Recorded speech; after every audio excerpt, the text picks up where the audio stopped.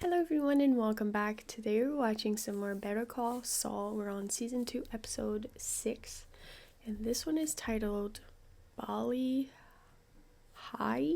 As per usual, I'm very excited to jump back into it and see where we're at, with the story and everything. I suspect Kim will be keeping her distance and not really want to be involved with Jimmy anymore, or she'll give him another chance, but we know that they don't end up together, which breaks my heart, truly, but I just hope nothing too crazy happens. Nothing too... Just her deciding to keep her distance, I think, would be more than fair. So please don't break my heart. So let's go. Resident of a Sandpiper Crossing facility or similar retirement community. Residents of some Sandpiper Crossing or similar retirement communities may have been overcharged for goods and services. For your free consultation, call Davis and Maine at 505-242-7700. 242-7700.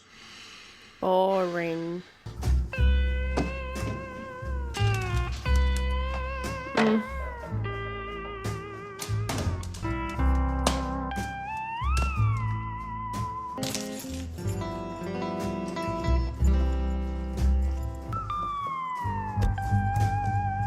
They changed the locks?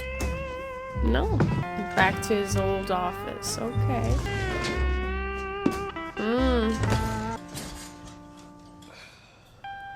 That's the stuff. He's not comfortable. He doesn't fit into this new life he has. Alright.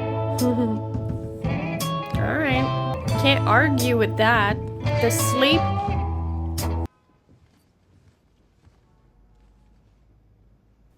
Six messages.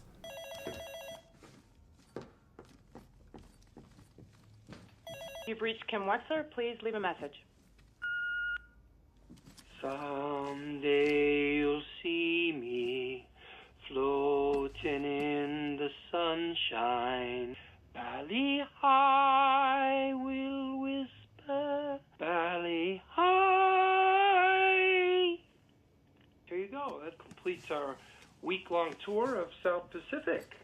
You're welcome. Open to requests. That's right. All you gotta do is call me anytime. All right? Oh, boundaries. This is no end. Boundaries. Why are you here? You lose that job already? I should be so lucky. You don't like your job? Boo-hoo, poor baby. Do I smell coffee? Have you got a pot on? Why? How about I fill up? Faster I get coffee, faster I'm out of here. Coming right up. That didn't sound very nice. Taco, ladies.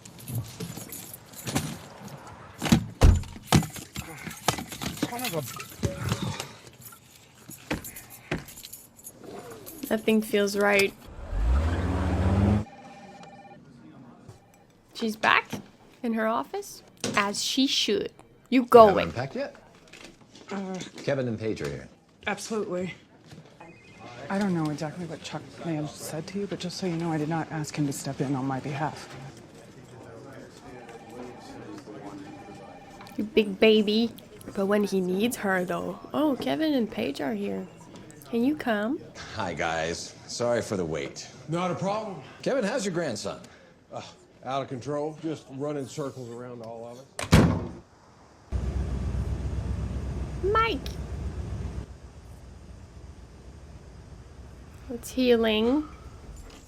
Looking better. Hello. Can I help you? You know why I'm here? He needs an answer. Oh, Hector? Fuck. Respectfully, I'm gonna have to say no. You sure about that? I am.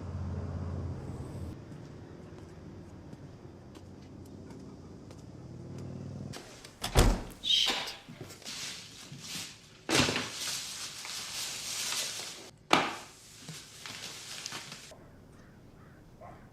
To know who comes to his door?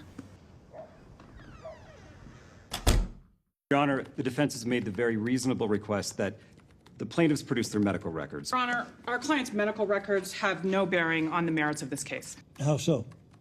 Many of our clients have information in their medical records that they prefer to keep private. If our clients are suffering from dementia, then the residency contracts they signed with Sandpiper couldn't have been entered into knowingly. No, that is not. The defense wants to claim that their residents are competent enough to be held to their contracts, but too incompetent to sue. So which is it? Many of the residents signed their contracts years ago. It can change, especially when we're talking about elderly individuals. It doesn't change that you're taking the money. Incompetent seniors and bilk them out of their money. Miss Wexler. I am simply trying to defend our clients from bullying by the defense. Your Honor. Granting this invasion of privacy allows our clients to be doubly victimized. I ask that you deny the defense's motion, Your Honor. I'm leaning toward granting the motion. I'll have my decision for you shortly. Adjourned. I'm gonna meet you back at the office. Miss Wexler. Hey, I just wanted to say good work in there. Thanks, but I'm pretty sure I lost. Oh, of course you did. It's an unwinnable position. That's why your boss didn't bother showing up. What are you doing for lunch? Want to Probably poach just her? Grabbing something from the vending machines. We can do better than that. We can do better than that. I get some drinks for you too? Your usual Moscow Mule? Absolutely. So, you've been with HHM, what, 10 years? Yeah, last August. And you started in the mailroom? I did. I was 6 I years was there. just I there, was young actually. You paid your dues. Well, not in the mailroom, I was but very. HHM put me through law school. archives, whatever That's the great fuck they that foster was. talent. I imagine you're paying it off as part of your deal? Yeah, happily. It's a pretty standard arrangement. I have to say, watching you in court today, it sure did bring back some old memories for me. I find out I'm second chair to one of the partners under preliminary hearing, and I think this is what will define the rest of my career. So I go in bright and early. I'm wearing my new suit, and in walks the opposing counsel. 1 senior partner and 3 high-level associates. These guys have been litigating longer than I've been alive. But I think, I got my boss coming. It'll be fine. Didn't show up. So I'm sitting alone, and suddenly they're calling us to order, and I realize that no one from my firm is coming. It's just me. So I think, all right, Threw him then, to the this is sharks. the... And I'm doing okay. Respectable. But I'm just a BB gun to these 4 howitzers. And I lose, of course. It was inevitable. But later it hit me that my boss never intended to show. And they all laughed about it, patted me on the back, said it was my trial by fire, and I laughed with them. But, you know, it never really sat well with me. I want them to have your back. Because at the end of the day, it wasn't about proving my mettle. My boss had a tea time that he didn't want to miss. I wasn't there long. Could I ask why we are here?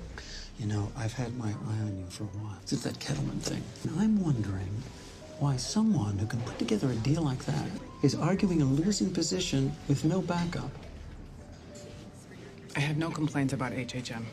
She's so However, loyal. Twycart and Coakley would be more than happy to put your talents to good use. Of course, we'd have to have a more formal meeting, work out specifics, but I think you would be a great fit. Well, I'm flattered, but there's clearly an ethical issue here. Well, of course, we take you off Yeah. Sandpiper. We're a large, diversified firm. Just think what you can do with our resources and the freedom to really spread your wings. I owe a lot to HHM. The tuition debt, we could take care of that. That's very generous. That's Well, take some time to intense. think about That's it. a lot. And to be clear, I'm talking partner track. Sean. At a wait, you have to send to disadvantage? Moscow? We ready to work? It's so tricky because they could be fearful and they're just trying to like take someone from HHM and just like shake them. But also she's a really good lawyer and he probably does see something in her because she's got it. But she's vulnerable right now. I don't know. I'm torn. That guy's very charismatic.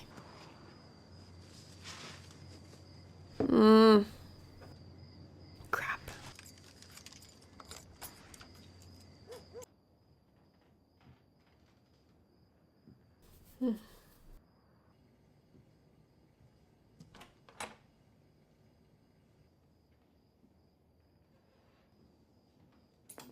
May's here for the Gourmet Quick Chop. It's the fastest, easiest, and safest way to chop, mince, or dice any vegetable, guaranteed. A tap, and you've got finely shredded cabbage in seconds.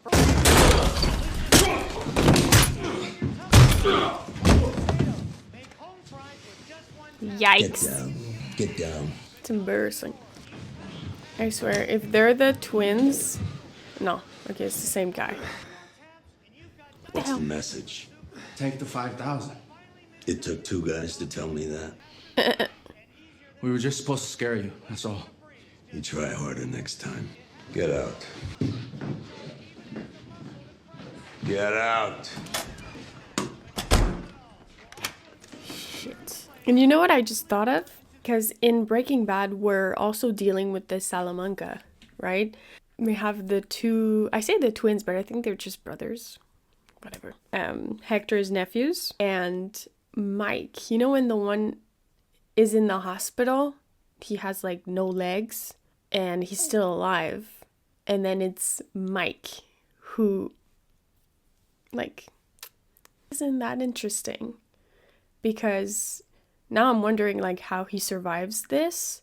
I was thinking maybe he meets Gus soon and then he's under his protection, which could happen. You know, it's just like we know that Gus and Hector are not on good terms whatsoever. So, and this is before Breaking Bad, so I'm guessing Gus right now is like establishing himself and he's probably starting, or he started not long ago. I don't know. But it's just, I thought about it. He does, because at the time it's just like, oh, he's stepping in to do, like, he's been asked to do this, so he's just stepping in. No big deal. But, you know. Poor Mike. He just wants to go home, drink a beer, and watch TV.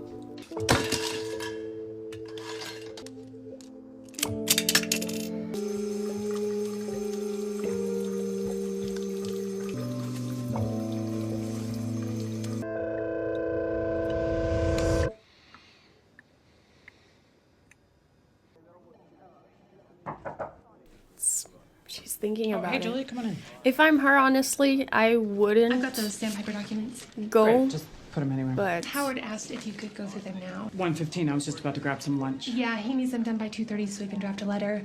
I brought these. Figured I could petty cash a lunch order for you.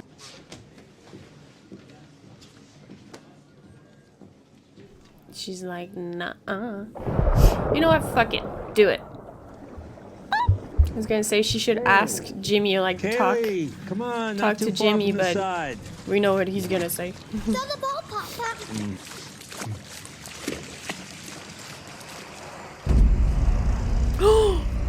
There they are! Oh shit!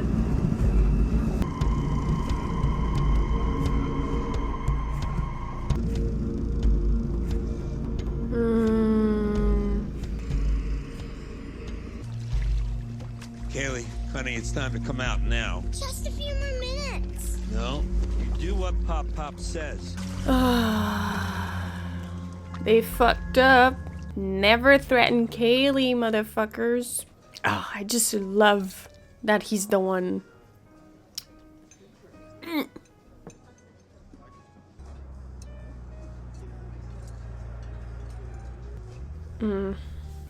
I don't blame her. Because the way she's talking, like, she owes HHM a lot, and from that perspective, I'm like, yeah, you know, I would stay, but they don't value her the way she should be valued. Gotta look out for number one. She's been there for 10 years and they still treat her like crap? Come on. The gentleman would like me to let you know that your next drink is on him. The guy who's just let me know French when you're kissing? I'm ready. I'm ready. Your next drink is on him. I'm ready. Wasn't sure that was gonna work.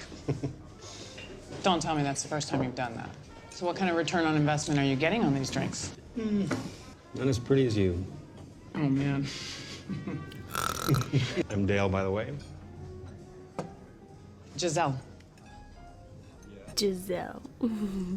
Isn't that the name she used when she was scamming with Jimmy? Okay, item number Giselle. 44. What do we have? And do we have the corresponding deposition for Mrs. Hildreth? Yes.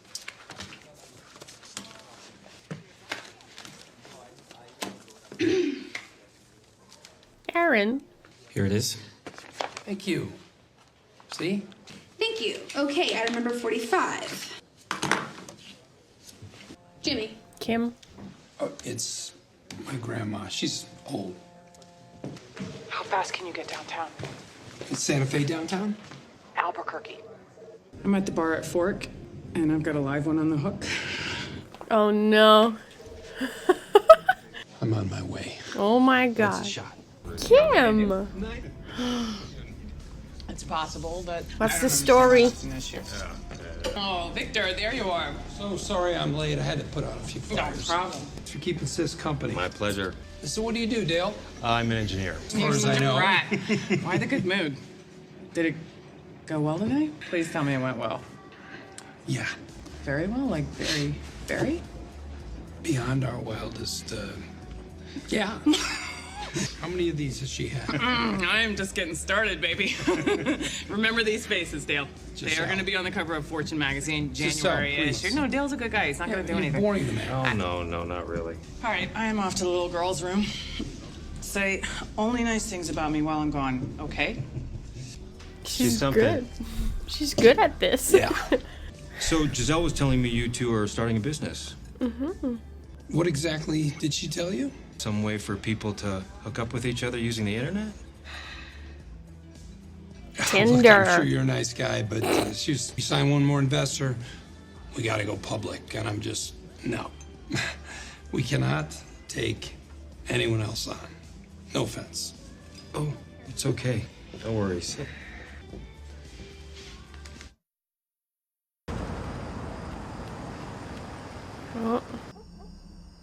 Oh, it's Nacho.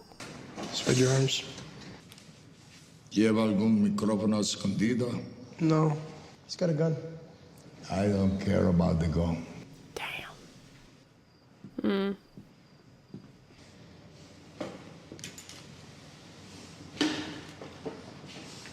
Tomorrow, you go to the district attorney and you explain to him that my nephew's gun was yours. Let's discuss my payment. That time is 5,000? No, 5,000 for you. The price is 50. How about your payment is you get to leave?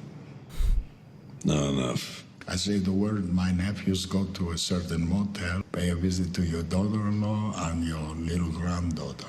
Consider your position carefully. I got my money. Or neither of us walk out of here. He's like, I'll do it. I'll fucking do it. You willing to die for this? Yeah. Maybe I need the 50,000 more than you do. How you manage to live so long with a mouth like that? 50,000. And the gun is yours. I bet if he offered 50,000 in the first place, he would have been like, all right, I'll think about it and then come around. But $5,000? Come on, it's nothing. He sent you? I volunteered. Only safe way for us to talk. Mm-hmm. Yeah, he must be feeling a bit guilty because, you know. We really pushed it in there. He finds out we're both dead. You get that, right? What thing we did? Exactly. What's this? 25,000. What for? We made a deal. I didn't hold up my end. Your problem is coming back sooner than we expected. Yeah.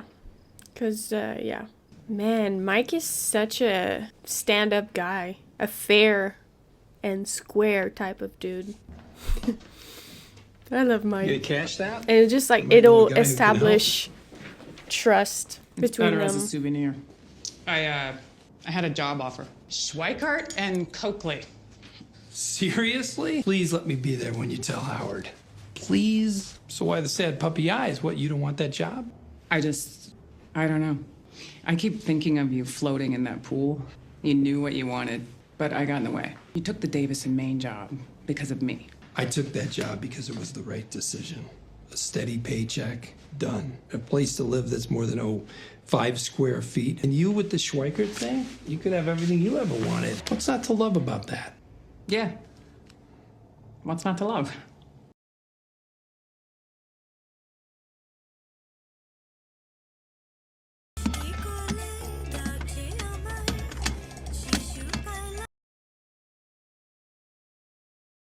Gonna make it fit. There you go. Okay. That was an interesting one. Here at the end, we all know how Jimmy feels about that job, right? It's a pain in his butt. It makes him slowly killing him. But he's not stupid. He knows that it's the grown-up thing to do. Like, he just told Kim, being like, steady paycheck, car, apartment, place to live, like a comfortable, having space, like your own space. He knows all of this, and I never thought he didn't, you know? It's just, despite everything, there's something missing inside. Something, he misses the thrill. He's a showman. He needs to feel a certain type of way to feel valued and feel fulfilled. And that's just him. That's just the way he is. It's Jimmy, you know? And now Kim, I think at the end here, she's kind of, she gets it. You know, she's starting to get it. She feels like she put so much into HHM, and that new offer feels like it's a dream come true. But then it's like, what's keeping that offer from turning into exactly what HHM did? You know, like she'll get there, it'll be all sunshine and rainbows until it's not, and until the offer of like, oh, we're talking partners here, potential partners, associate, until this becomes nothing more than an empty promise. So I feel like she's kind of lost trust into the whole, like, you pay your dues, you do the work, and then you'll be rewarded for your efforts if you do good work. You know, like, people will see your work and then offer you, like, what you deserve. So, you know, she sees Jimmy as someone who follows his gut, usually. You know, now he's, especially now having Kim, like, him and Kim back on good terms, he doesn't want to screw that up. So him, you know, trying to have that cup fit into his car is him, I think, giving it another shot and just, like, towing the line so that Kim doesn't getting inspired some more about Jimmy. Because if Jimmy was, you know, still bitching about the job and just, like, doing crooked things and telling her about it and just, like, having results and being excited about following his heart and doing what he wants to do, she would be even more tempted into following that path as well. So now I feel he'll be, like, very, so that she sees him doing it and be like, oh yeah, I have to, you know, because she's been doing it her whole life, and now she's questioning, and like I said, I can't blame her. And it would be a very big lesson for Howard. I know that he'd be like, yeah, you could, like, be replaced tomorrow morning. Yeah, probably, but still, if you keep doing that to every single person, they all have a breaking point, and for her it was 10 years. 10 years. So yeah, it was nice to see her get compliments, and even, like, maybe there was an alternate motive of, like, oh yeah, we'll poach her from the case from Sandpiper. So yeah, maybe there is an alternate motive, but also I think it was genuine, and just, like, it so happens that she's an amazing lawyer. And he, you know, he saw that situation and recognized it and be like, you know, maybe she's vulnerable right now, and he took a chance, and he was right on. Howard does not have her back whatsoever. Now we have Mike. I don't think Mike goes to prison. He doesn't go to jail, does he?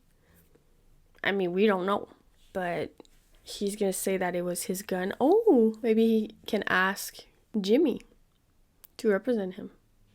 Find an excuse of, like, yeah, it was his gun, and then he took it from me. You know, I was robbed. He robbed me. Add that charge. So we'll see how that pans out, but I guess, you know, it just means that he'll be back sooner rather than later, which was not the plan, and that's why he gave half to Nacho. And you know what? Hell yeah. But that was an amazing episode. I really liked it. It was Better Call Saul Season 2, Episode 6, Bali. Hope you guys enjoyed, and I'll see you next time for some more Better Call Saul. Thank you so much for watching.